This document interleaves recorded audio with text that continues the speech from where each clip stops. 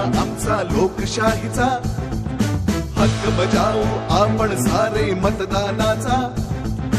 निवडून आपण देऊ अमुला नेता, असेल जो राज्याचा भाग्य विधाता।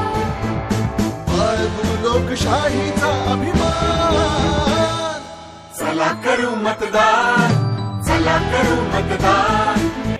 यावर्षी आपल्याला सरकारने आज सांगितलंय की पूर्ण 100% मतदान करण्यासाठी आवाहन केलेलं आहे। हां, तरी आपल्याला आज मतदान जनजागृती आहे म्हणून आपण सगळ्यांनी आता मंदिराजवळ यायचं आहे। हां, चला मंदिराजवळ या।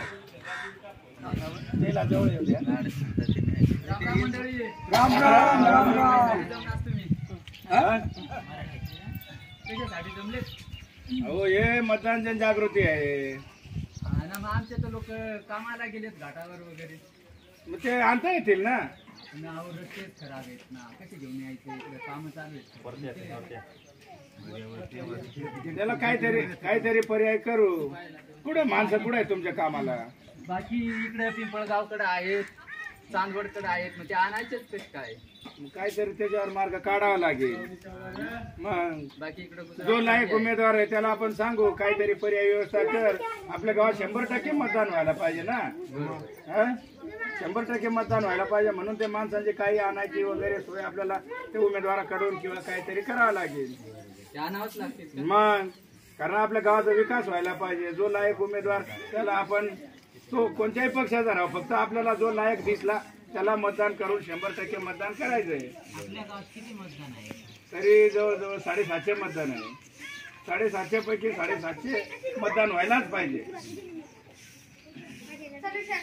सर्वांनी ज्यांच्या घरामध्ये किती महिला आहेत, किती पुरुष आहेत, ते सर्वच्या सर्व मतदान करतील अशी अपेक्षा करायची।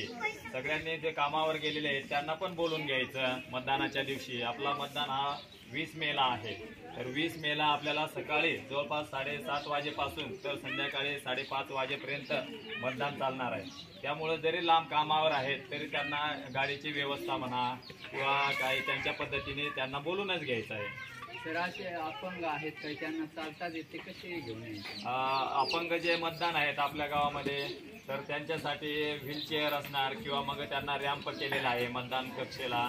त्या ठिकाणी एखाद्याला जर अंध व्यक्ती असेल तर त्याला मदत म्हणून त्याच्या घरातला एखादा माणूस असेल तो त्या ठिकाणी घेऊन जाईल मतदान करण्यासाठी, अशी पण आपल्याकडे व्यवस्था आहे। काही म्हातारे पण आहेत पण त्यांना चालले जात नाही, तर अशी उचलून आणावं लागतं। नाही, म्हातारे जे माणसं आहेत आपल्या गावामध्ये एकदम वयस्कर, त्यांना उचलून न आणता त्यांच्या घरी जाऊन आपण एक फॉर्म भरून घेतलेला आहे की त्याला कागदपत्र जो आहे त्याच्यावरच मतदान करता येईल, त्याचं भरून घेतलेलं आहे आपण मतदान।